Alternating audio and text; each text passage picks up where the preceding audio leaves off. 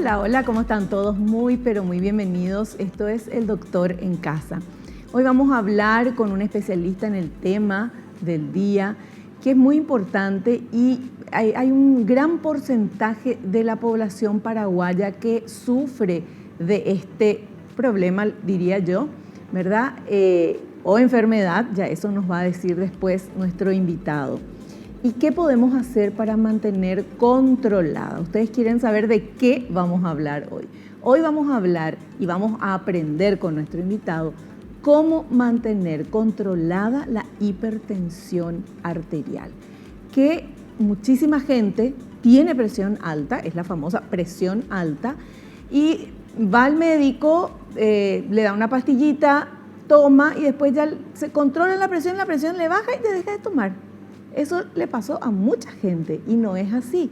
Hay que seguir. Bueno, eso nos va a contar nuestro invitado en momentitos nada más. Antes de presentarlo, veamos, señor director, la placa que nos dice que según los datos de la OPS, las enfermedades cardiovasculares son la principal causa de muerte en las Américas, con más de 2 millones de fallecimientos anuales. La hipertensión afecta al 35,4% de los adultos de 30 a 79 años y sigue siendo inadecuadamente manejada. El 37% de las personas con hipertensión en América Latina y en el Caribe no están diagnosticadas. El 15% de las diagnosticadas no recibe tratamiento y el 47% de las tratadas no tiene su presión arterial controlada. Estas brechas contribuyen a tasas elevadas de ACV y enfermedades del corazón. Bueno, de este tema vamos a hablar con nuestro invitado. Él es cardiólogo, es presidente de la Sociedad Paraguaya de Hipertensión Arterial. Él es el doctor Manuel Castillo Vázquez. ¿Qué tal, doctor? Bienvenido al programa. ¿Cómo estás? Hola, Viviana. Muchísimas gracias por la invitación. La verdad que es un placer para mí estar para hablar de este tema más que importante y de mucha relevancia para el país. Claro. Ahora, yo veo en esta placa que veíamos, dice que el 35% a partir de los 30 a los 79 o más tienen hipertensión. Y de ese porcentaje, el 37% de la población de América Latina que tiene hipertensión no sabe que tiene hipertensión. Y después el que sabe, todo está mal, por eso le digo, o sea, después dice el 15% de las diagnosticadas no recibe tratamiento y el 47%, me río pero de nervios, ¿verdad? El 47% de las tratadas no tienen su presión arterial controlada. ¿Y cómo es eso, doctor? La verdad es así, estas son cifras mundiales, pero nosotros hemos hecho en el Programa Nacional de Prevención Cardiovascular del Ministerio de Salud, hemos tratado de replicar a ver si en el Paraguay estos números se daban y lastimosamente algunos son peores. Por ejemplo, en el año 2023 sacamos de que la prevalencia de hipertensión en el país es de 38.6, no de 35, como detecta la OPS. Sí. Y en estudios previos llegamos a una cifra tan alta como del 42%. O sea que prácticamente 1 de cada 2 paraguayos padece hipertensión. Sí. Pero lo principal que nosotros detectamos en este estudio fue que realmente la hipertensión en el Paraguay comienza a edades mucho más tempranas. Nosotros tenemos casos desde 18 años en adelante y nuestra media de población era de 41 años. O sea que la mayor parte de las personas que padecen hipertensión están en un rango totalmente activas laboralmente. Claro. Estamos en menos de 60 años, la mayor cantidad de las personas que padecen de hipertensión arterial. Ahora, cuando uno habla del conocimiento de la hipertensión, ahí son los datos que bien mencionaste, se calcula y nosotros nos arrojó un dato de que solamente el 60% de la población paraguaya conoce que es hipertensa. O sea que hay un 40% también mayor a lo que menciona la OPS, hay un 40% de la población paraguaya que ni siquiera sabe que es hipertensa. Y estas personas son las que, sin un buen diagnóstico, sin un buen tratamiento, debutan ya con un evento cardiovascular mayor. Claro. Llámense un accidente cerebrovascular, que es un infarto del cerebro, un infarto cardíaco, un infarto del miocardio o una insuficiencia cardíaca, que son problemas mayores y que, como bien dijiste, es así, es la primera causa de muerte a nivel mundial y también en el país. O sea que la hipertensión arterial realmente es un problema muy serio que tenemos en el país y que todavía nos falta mucho por hacer para llegar a esos objetivos. Doctor, esto es, por ejemplo, cuando uno ve la noticia de un joven que estaba jugando fútbol y ¡pum!, fulminante y se murió. Correcto, es así y lastimosamente el enfoque muchas veces es tratar de atribuir a cualquier otra causa. Sí, hasta empiezan a aparecer teorías muy raras, sí, pero sin embargo no vemos este problema que está ahí, tenemos nosotros diagnosticado en los trabajos que hicimos. 40% de la población paraguaya no sabe que es hipertensa. Y la primera causa de muerte siguen siendo las enfermedades cardiovasculares. Si nosotros eso ponemos a nivel mundial, se habla de que, imagínate este número tremendo, alrededor de 10.5 millones de muertes al año están atribuidas a la hipertensión arterial. En segundo lugar, que viene el cáncer, que de repente siempre uno escuchar esa palabra como que genera mucho impacto negativo en una persona y en todo el alrededor, obviamente siendo una enfermedad tremenda, pero está en menos de 5 millones de muertes al año. O sea que la hipertensión arterial causa más del doble de mortalidad que el cáncer. Sin embargo, poner el rótulo de hipertensión arterial a una persona no le genera el temor que le genera ponerle el rótulo del cáncer. Y no es por comparar, pero sigue siendo la hipertensión arterial la enfermedad que mayor produce enfermedades cardiovasculares. O sea que realmente es una epidemia que lleva demasiado tiempo y todavía hasta este momento no logramos controlarla adecuadamente. En ese sentido, nosotros hemos detectado de que justamente a una persona a quien diagnosticamos hipertensión arterial, empezamos un tratamiento, o sea, en teoría estamos en el lado bueno de la hipertensión, solamente en un 25% de las personas logramos los objetivos.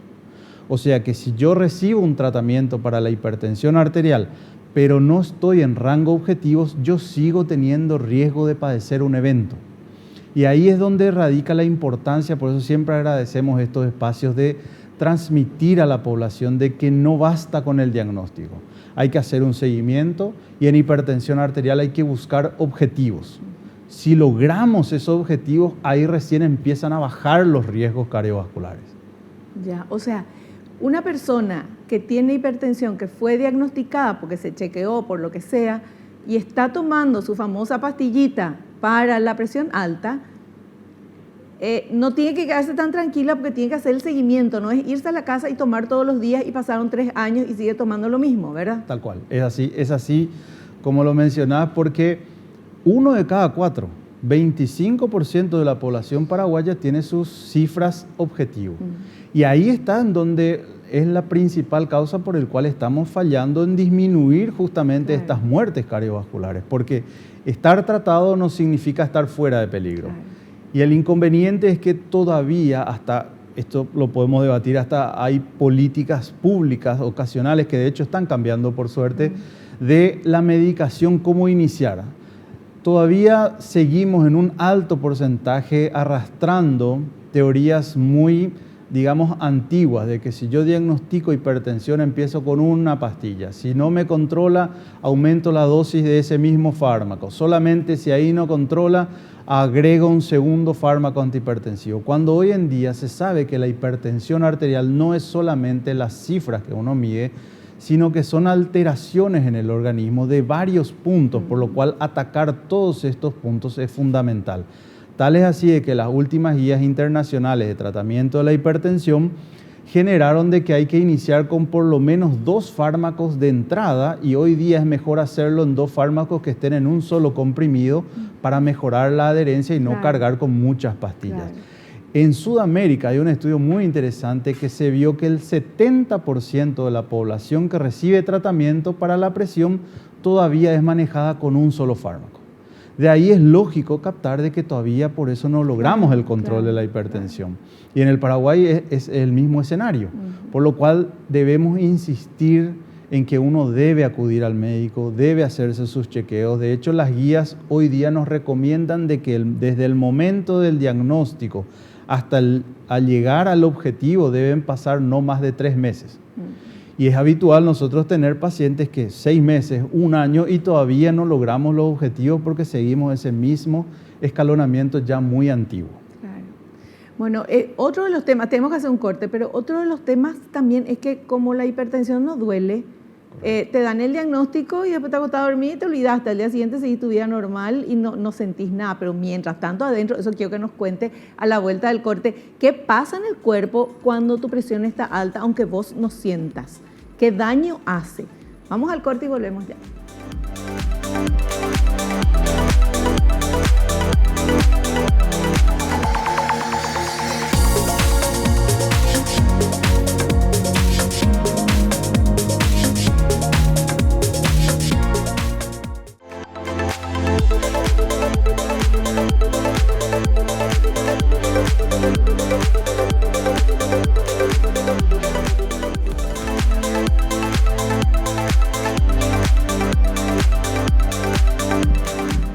Seguimos charlando con nuestro invitado, nuestro tema hoy, hipertensión arterial. Queremos saber, aprender cómo controlarla, cómo mantenerla controlada, mejor dicho. Doctor, ¿qué pasa en el cuerpo de una persona cuando sepa o no sepa que tiene hipertensión arterial? La presión sube. Estamos con presión alta, pero no sentimos nada. Entonces, no sé, a lo mejor estoy yo acá con presión alta y ni me doy cuenta. ¿Qué pasa en el organismo cuando la presión está alta? Correcto. Lastimosamente es la mayoría de los casos. Cuando uno padece hipertensión en casi 80-90% de las oportunidades no da síntomas. Es ahí el problema de que la manera de diagnosticar es ir a controlarse. Por lo cual, es muy probable que cualquier persona con hipertensión arterial no tenga un síntoma. Lo del dolor de cabeza a veces se da en un 15%, no es muy frecuente lastimosamente. Ahora, el tener presión arterial elevada genera un cambio en todo el organismo. En las arterias, a nivel cardíaco, del corazón, de los pulmones, de los riñones principalmente. Entonces, es una situación que afecta a todos los órganos. El problema principal no es tanto de que en este momento pueda yo tener las cifras de presión alta. El problema son los cambios que con el tiempo genera la hipertensión porque empieza a dañar todos los órganos que intentan acomodarse a esa nueva realidad. Los riñones empiezan a liberar sustancias que terminan siendo dañinas para el corazón empieza a modificarse en su estructura y eso termina siendo dañino. Las arterias empiezan a engrosarse y disminuir su calibre, lo cual eso predispone a los infartos. Las arterias del cerebro sufren daños. O sea que realmente tener hipertensión arterial es muy malo. Y tenerlo por mucho tiempo es tremendamente malo, porque ahí es donde aparecen las complicaciones. Y lastimosamente no da síntomas en la mayoría de los casos. Lo diagnosticamos acudiendo o chequeándose en algún momento dado o cuando uno acuda al médico para saber qué cifras de presión uno tiene y hacerse unos estudios para ver la situación real de esa persona. Y la gente también, doctor, en general, las personas dicen, no, hoy nomás estoy con presión alta, porque corrí, porque me puse nervioso, porque comí algo muy pesado, no sé, por algo. Hoy nomás tengo, ayer no tenía. Correcto. Mira, me gusta ese punto porque es un punto muy importante, porque si bien es cierto, si yo salgo a la calle y casi me atropella alguien y alguien me controla, yo habré liberado adrenalina y voy a tener la presión alta. O sea, hay situaciones que sí van a hacer subir. De hecho, cuando nosotros hacemos la prueba de esfuerzo cardiológica, la presión sube, pero también la presión baja al momento de terminar. Entonces, ahí radica la importancia de cuándo uno se controla la presión. Si yo me controlo la presión en una situación de liberación de adrenalina, de estrés, es probable que esté alta, pero lo importante es saber cómo están las cifras de presión fuera de ese episodio, porque es, así como bien dijiste, muy normal asociar a un evento, aunque eso sea duradero. A ver, si yo como algo con mucha sal hoy al mediodía y a la noche me controlo la presión o a la tarde y tengo un poco alta, pero me vuelvo a controlar a la noche y sigue alta, me controlo a la mañana y sigue alta, ya no es la alimentación. ya no es la situación, sino que es probable que mis cifras no estén en rango. Ahí radica la importancia del momento de controlarse la presión, con qué dispositivo me controlo la presión y el momento en cómo yo estuve. Por dar un ejemplo rápido, lo ideal para controlarse la presión es al menos tener la vejiga vacía al menos 30 minutos antes. 30 minutos antes no haber consumido café. Estar por lo menos 5 minutos sentado, relajado, con la espalda recta, con los dos pies apoyados en el piso y controlarse con un dispositivo que sea validado y sobre la piel, no sobre alguna ropa. Esa es la presión más correcta. Fuera de ese escenario pueden haber variaciones. Entonces, la importancia ahí radica en si uno se controló la presión alta en una situación X, hay que rechequearse en una situación estable. Porque puede ser que tenga la presión un poco alta en esa situación, pero después seguir con presión alta. Lo de la vejiga vacía no sabía. Son recomendaciones internacionales para las cifras de presión adecuadas. Claro, fantástico. Bueno, vamos a aprender mucho en el programa de hoy con nuestro invitado. Doctor, tenemos algunos materiales que queremos pasar, que usted vea y después nos va explicando otra vez, así ya nos queda bien clarito todo. Vamos a ver, por favor. ¿Cómo se diagnostica la hipertensión arterial? La presión arterial elevada suele diagnosticarse en una revisión médica. Hay que realizar varias mediciones y constatar que realmente existen cifras altas. En ocasiones, se descubre recién al aparecer algunas de sus complicaciones. El estudio de la hipertensión arterial va dirigido a determinar la causa, la presencia de otros factores de riesgo y su repercusión a los diferentes órganos.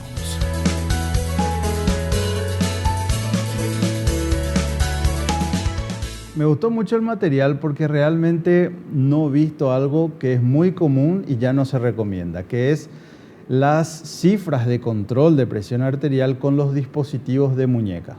Hoy día estos ya están contraindicados porque se vio que la gran mayoría de ellos no tienen una validación adecuada, por lo cual controlarse con un dispositivo adecuado es fundamental, que todos son los de brazo, pueden ser, digamos, automáticos, o los que se escuchan y se sacan los números. Automáticos también pueden ser, o sea, esos digitales que se ponen los acá. Digitales que uno coloca en el brazo. Pero no en la muñeca. En la muñeca ya no están recomendados porque tienen una variación tan amplia que se demostraron hoy en día que no son eficaces. Claro. Ahora, respondiendo a la pregunta, ¿cómo se diagnostica la hipertensión? Con el control de las cifras. No se diagnostican con estudios, no se diagnostican con síntomas, se diagnostica como definición tener tomadas cifras de presión arterial igual o mayor a 14,9 en por lo menos 2 visitas al médico, por supuesto tomadas en forma adecuada y en un momento adecuado. O sí algunos estudios que es el MAPA, que es el monitoreo ambulatorio de la presión arterial, el dispositivo que uno se coloca, lleva a la casa y lo devuelve al día siguiente, en donde el promedio, si es mayor de 13,8, ya se habla de hipertensión arterial. O sea que el diagnóstico de la hipertensión arterial es específicamente de acuerdo a las cifras de presión arterial. Por eso que ustedes los médicos cuando ven a una persona que aparentemente tiene la presión alta, le recomiendan que se tome la presión todos los días, más o menos. Correcto. A la misma hora, una cosa así durante un tiempito para ver. Sí, correcto. Eso es muy importante, el monitoreo ambulatorio de la presión nos quita a nosotros el efecto de la tensión de la consulta médica, sí. Que de hecho eso se llama hipertensión de bata blanca y no es tan infrecuente. O sea, personas que van a la consulta tienen cifras de presión arterial elevadas, pero uno lo controla en la casa y tiene cifras de presiones normales. Eso se llama hipertensión de bata blanca. Entonces, para eso, aparte del MAPA, como le comenté, también los autocontroles son muy válidos. Ahora, hay que encontrar el punto, ya que hay muchas personas que se controlan tanto la presión que les genera una tensión y una ansiedad, y eso también es negativo. Claro. Hay personas que hasta necesitan controlarse la presión para salir de la cama, eso no es bueno. Es importante los controles periódicos, pero no son necesarios tan frecuentes ni tan diarios. Capaz al comienzo, en donde yo tengo dudas si hay un diagnóstico o no de hipertensión, va a ser muy válido controlarse todos los días por una semana más que suficiente, pero si ya hago el diagnóstico, el ajuste de la medicación yo hago de acuerdo a los estudios y a los controles que yo lo tomo en consultorio. Y los controles en el ambulatorio son para chequear y comparar las cifras que uno lo detecta en el consultorio. O sea que cuando uno ya tiene el diagnóstico con que se controle una vez al mes y en distintos horarios, una vez a la mañana, el siguiente mes a la siesta, el siguiente mes a la noche, son más que suficientes e incluso a veces más espaciados. O sea que de vuelta también depende mucho del momento y de cómo estamos con el diagnóstico con esa persona. Cuando la persona tiene presión alta, además de obviamente tomar el medicamento que el médico le receta, ¿puede hacer algo más para mejorar? No sé, dormir más, hacer algún tipo de ejercicio, no tengo idea, comer algo, no sé. Correcto. Sí, bueno, es un pilar del tratamiento de la hipertensión arterial, lo que nosotros llamamos el tratamiento no farmacológico. O sea, estuvimos hablando un poco del diagnóstico, de la medicación, pero el tratamiento no farmacológico es fundamental. Y ahí acá sí hay algunos mitos que capaz que tengamos que romper en el sentido de que es muy común todavía, de repente en nuestra gente, de que si yo hago el diagnóstico de hipertensión, ellos dicen, bueno, a partir de ahora nada de sal y tengo que comer con limón. No es así. La hipertensión arterial, lastimosamente, no está causada por el consumo excesivo de sal. Es un factor, pero no está causado por el consumo de sal.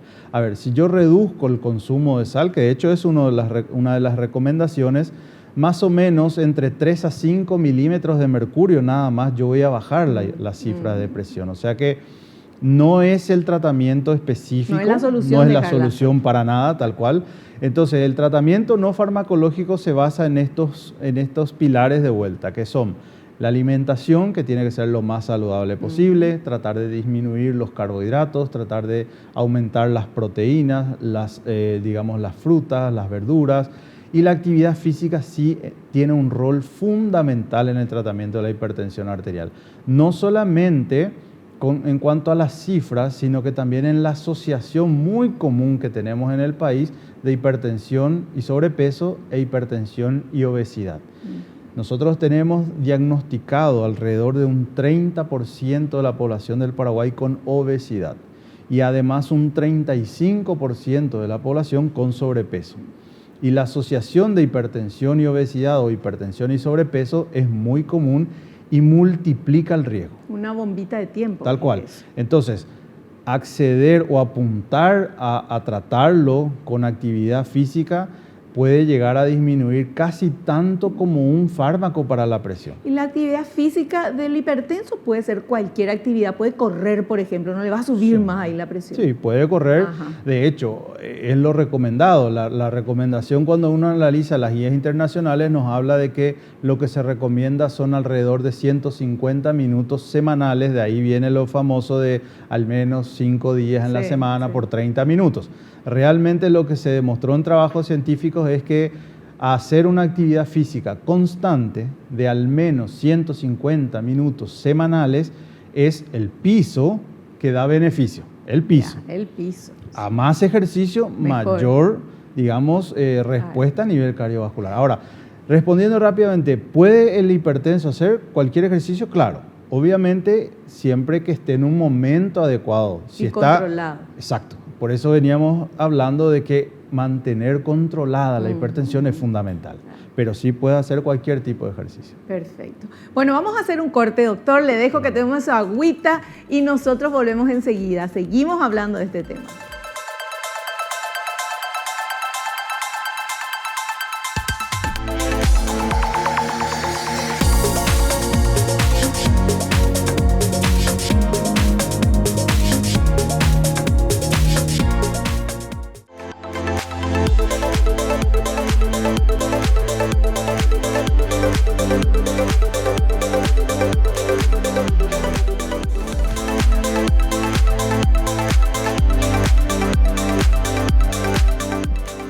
Charlando, nuestro tema es cómo mantener controlada la hipertensión arterial. Y antes de comenzar el programa, cuando estábamos acá con el doctor, yo digo, ¿pero por qué cómo mantener controlada? ¿Por qué no decimos nomás cómo controlar la presión arterial? Que me pareció más corto, más qué sé yo. Me dijo, no, Porque hay una diferencia entre controlar y mantener controlada, ¿verdad, doctor? Correcto. Mantener controlada es lo que realmente nos va a disminuir el riesgo de padecer a futuro una enfermedad cardiovascular mayor. De vuelta, como hablamos, un infarto cerebral, o la insuficiencia cardíaca. O sea, el objetivo del tratamiento de la hipertensión arterial es mantenerla.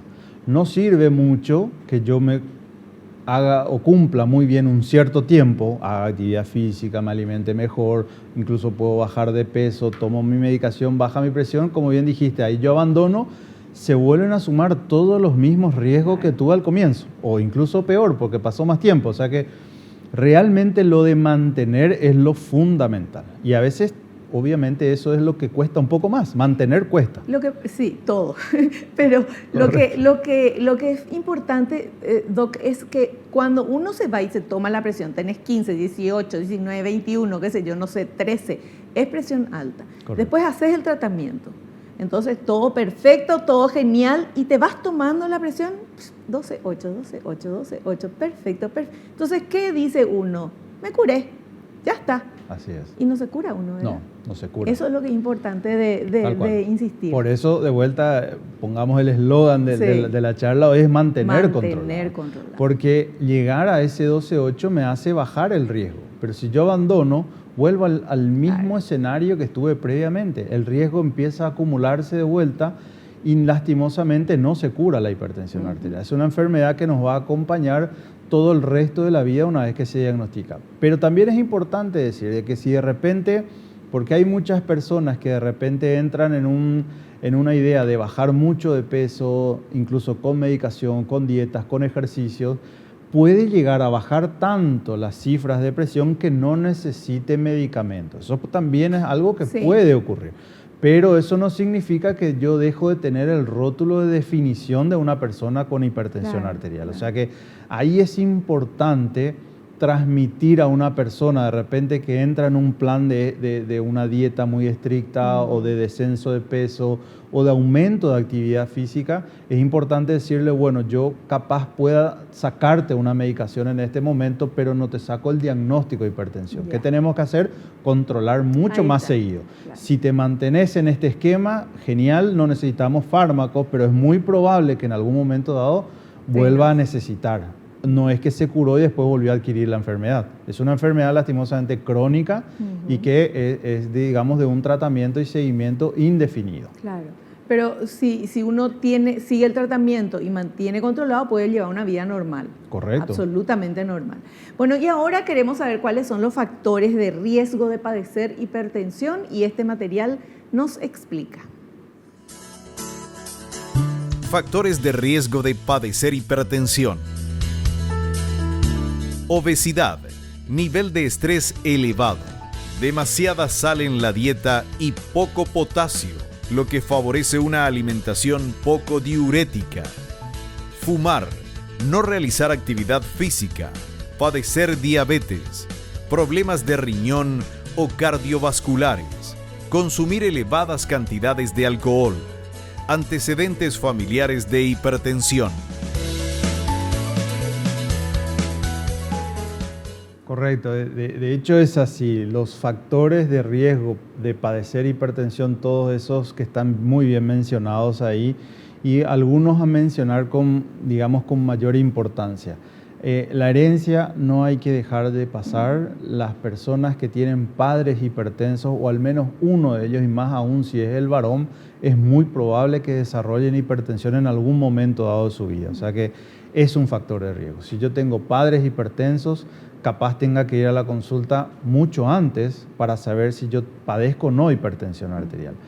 Como bien se mencionó, la obesidad y el sobrepeso, sin lugar a duda, es una situación hoy día ya está considerada una enfermedad, así que padecer de sobrepeso e hipertensión es algo que multiplica el riesgo y eso no hay ninguna duda.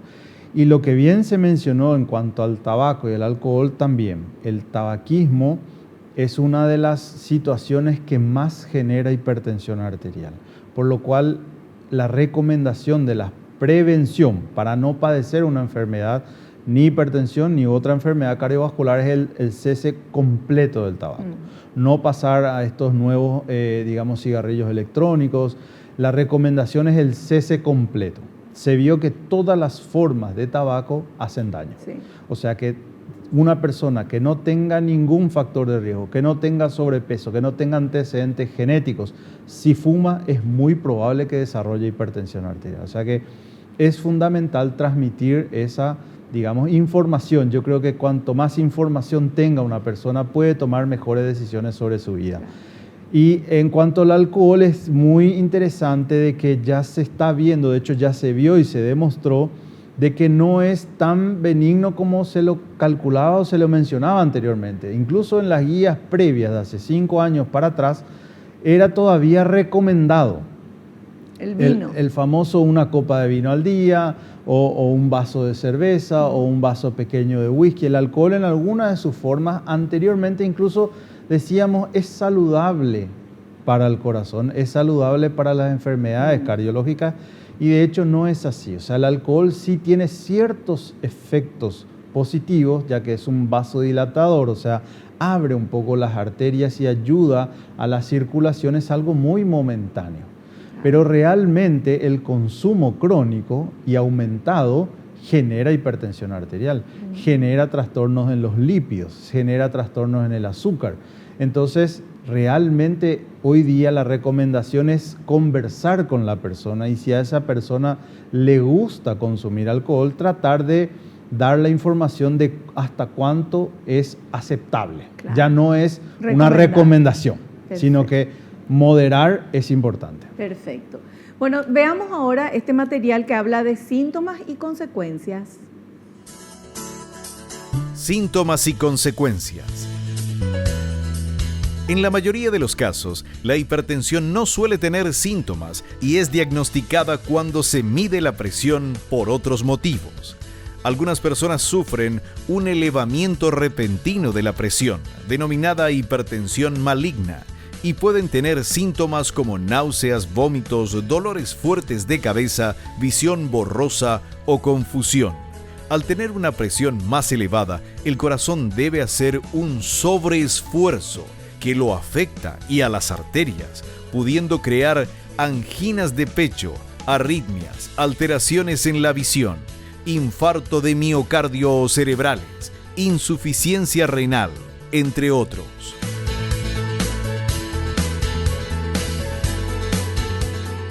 Bueno, sí, de hecho es así. Los síntomas de la hipertensión pueden ser muy banales, pero lo principal es lo que genera la hipertensión. La hipertensión genera un cambio en todo el organismo, en todos los órganos, y genera que se liberen sustancias que a la larga son dañinas. Así que es fundamental el control, y es algo muy interesante que se mencionó, es que muchas veces hacemos el diagnóstico al acompañante.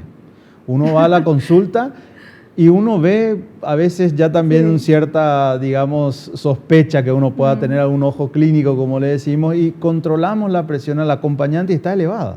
Entonces, ahí creo que es fundamental el chequearse en algún momento dado de su vida, en algún escenario, aunque fuese en la farmacia o en esos puestos que uno puede ver en algún local.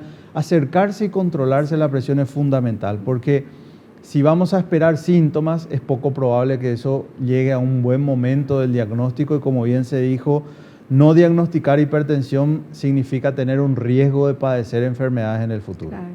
Y cuando la persona está con hipertensión, ¿qué pasa con la sangre? ¿Pasa más rápido?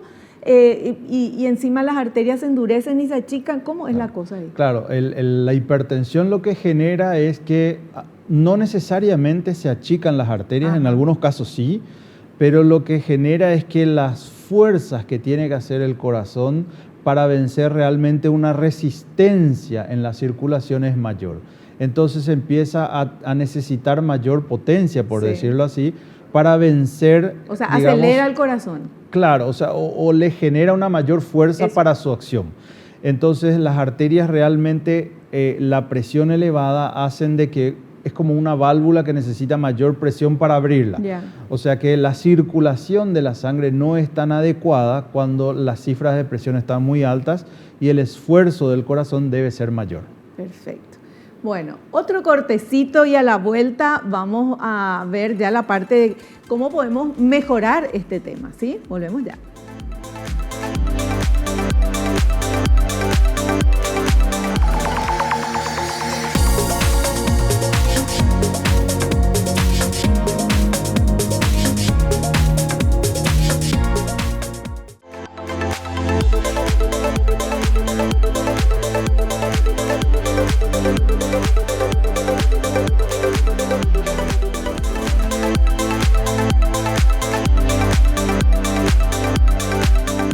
Muy bien, tenemos tantos materiales para pasar que yo le dije al doctor, vamos a ir pasando estos y él nos va a ir explicando. Y yo ya, calladita. Vamos por favor con este material. Reducir el sobrepeso y la obesidad. Si padece hipertensión, es necesario que controle su peso, ya que ambos factores van muy ligados. Las personas con sobrepeso pueden tener un riesgo de 2 a 6 veces mayor de padecer hipertensión. Los estudios demuestran que una reducción de peso se acompaña de una reducción de la presión arterial.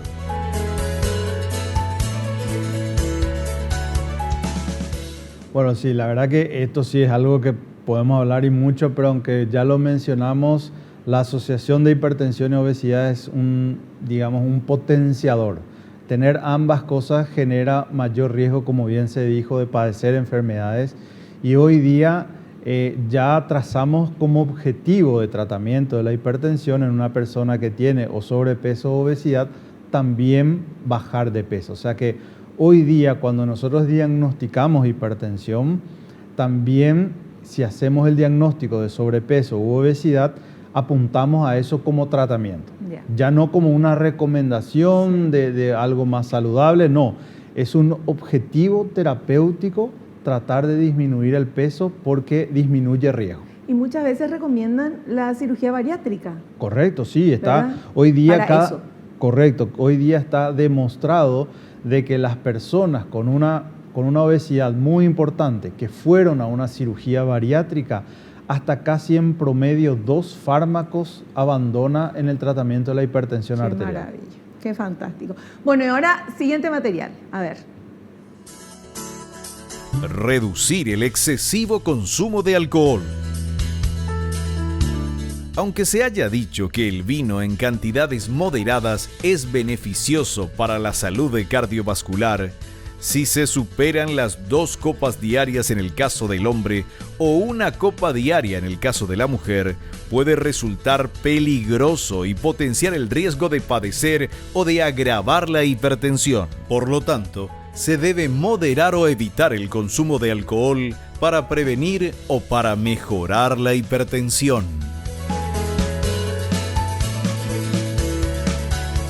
Sí, la verdad que está muy actualizado y no lo hablamos previamente. Es así como se menciona. Ya no es una recomendación.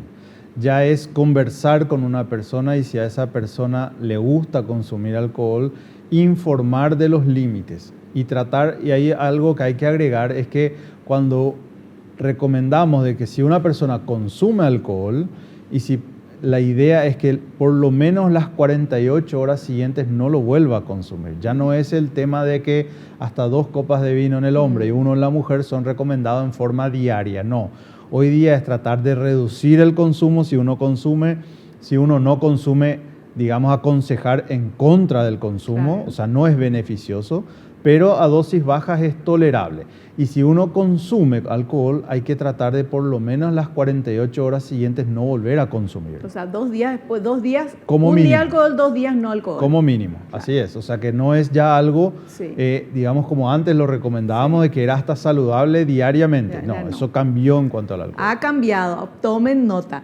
Vamos con ahora la alimentación. La alimentación que tiene que ser adecuada. Veamos el material. Alimentación adecuada. Consumir carnes magras, evitar las carnes grasas, embutidos, carnes curadas, ahumadas, fiambres con sal o patés. Lácteos, consumir preferentemente los descremados o semidescremados, evitar los quesos curados o semicurados, los untables o en porciones. Verduras, hortalizas y frutas, consumirlas de manera diaria. Evitar las que vienen en conserva o los encurtidos de aceitunas, pepinillos o cebollitas. Consumir cereales, tubérculos y legumbres. Evitar la bollería y los snacks. Frutos secos, aunque son buenos para la salud cardiovascular, tienen una alta densidad calórica. Se deben tomar con moderación y evitar los salados. Consumir mucha agua. Evitar la que contiene gas o las bebidas carbonatadas, moderar el consumo de café o té, evitar la manteca o margarina con sal y la panceta. Para cocinar y aliñar los platos, usar los aceites vegetales, evitar la mayonesa, el ketchup o la salsa de soja, realizar cocciones saludables, como la plancha, el horno, al vapor, hervido, etc. Bueno, a ver, en cuanto a la alimentación, creo que hay muchos aspectos que podemos mencionar. Uno de ellos es que la idea, y eso siempre yo les suelo mencionar a mis pacientes, de que no es a partir de ahora un no a algo y solamente algo está permitido. O sea, la idea es que uno pueda tener un cambio en el estilo de vida. Eso es lo que debemos buscar. Claro. Capaz no tanto esto sí, esto no, esto medio, esto un cuarto, sino que tratar de encontrar el equilibrio de que el consumo sea cada vez más rico en frutas, verduras, legumbres y cada vez menos en cuanto a carbohidratos. Eso es lo fundamental en cuanto a la alimentación.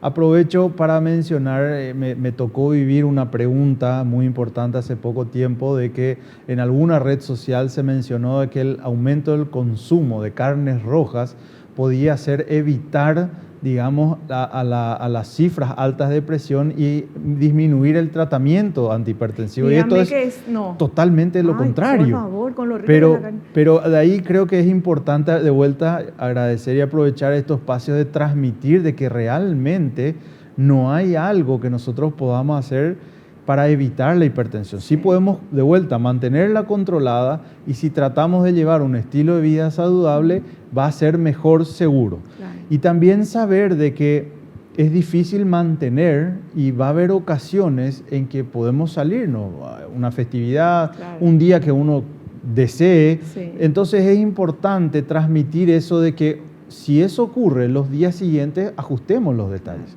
Entonces no significa de que ya no puedo consumir algo de lo que se mencionó, pero sí hay que decir que si consumí esto, los días siguientes debo ajustarme. Capaz más actividad física, mayor minutos, o tener una alimentación un poco más restringida en las siguientes 24 horas.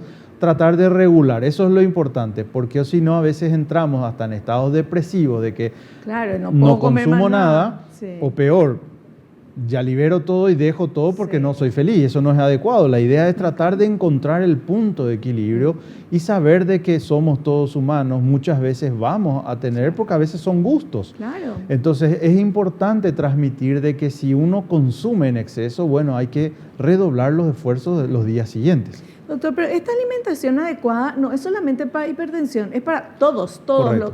Esa es la alimentación que tenemos que tener todos para evitar tener cualquier otro tipo de problema o enfermedad. Es así. Al final, así es. Bueno, hacemos un corte, volvemos ya.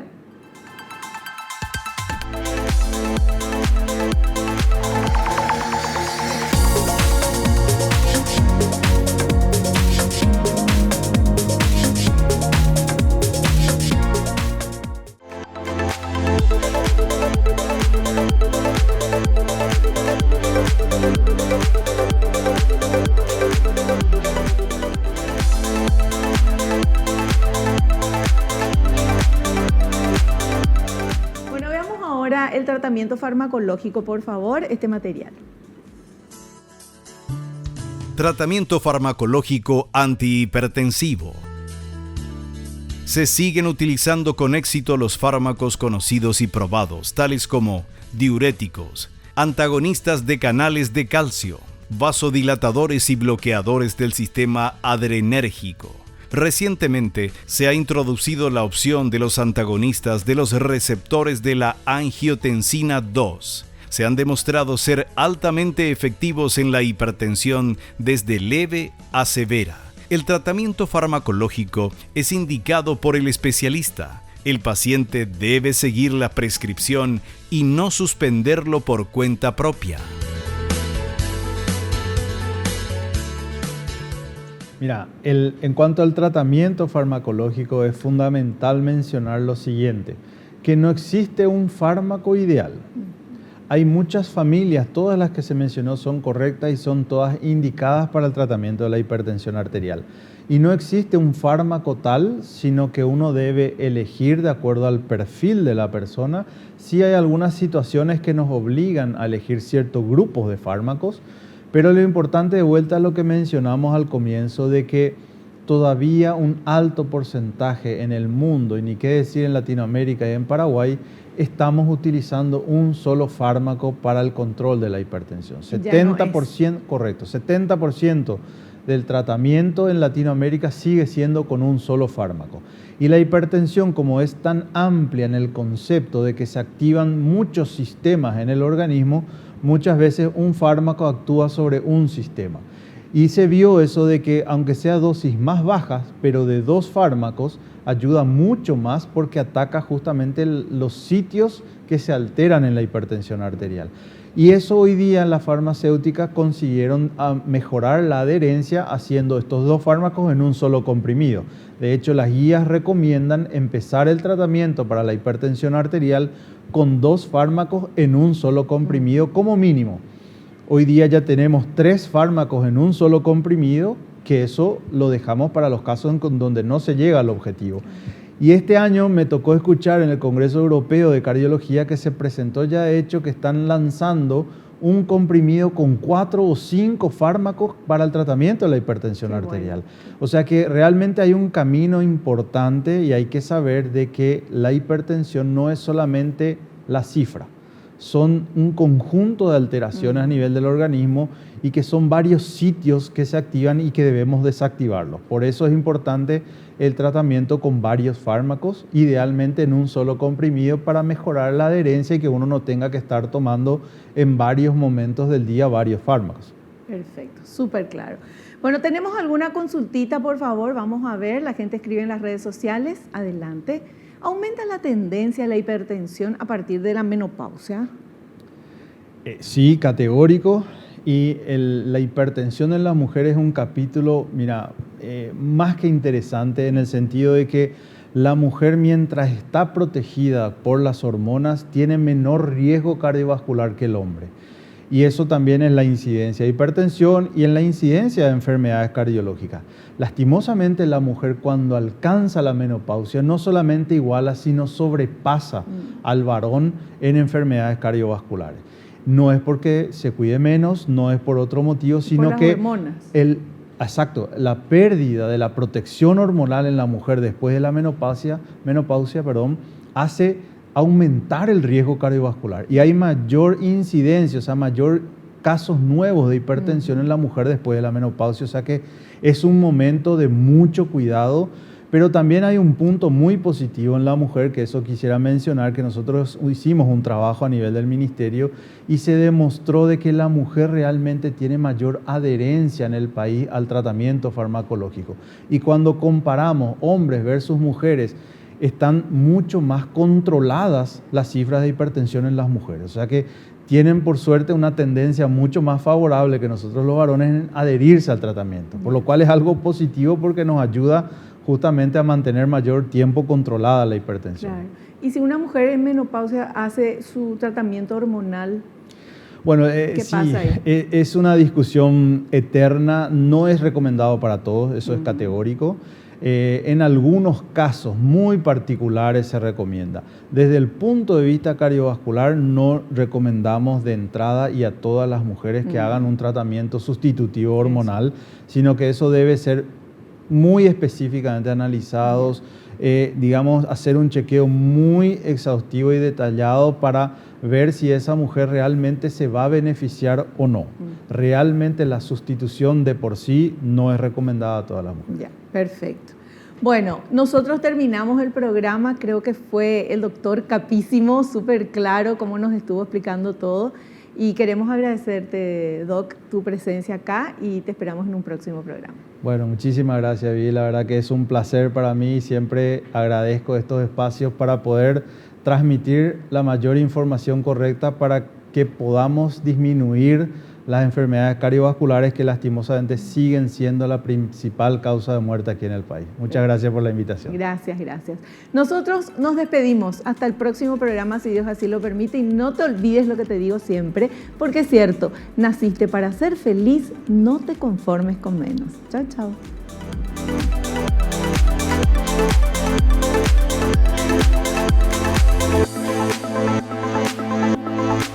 La revista El Doctor en Casa presentó su programa El Doctor en Casa TV. Fue una realización de Alicante.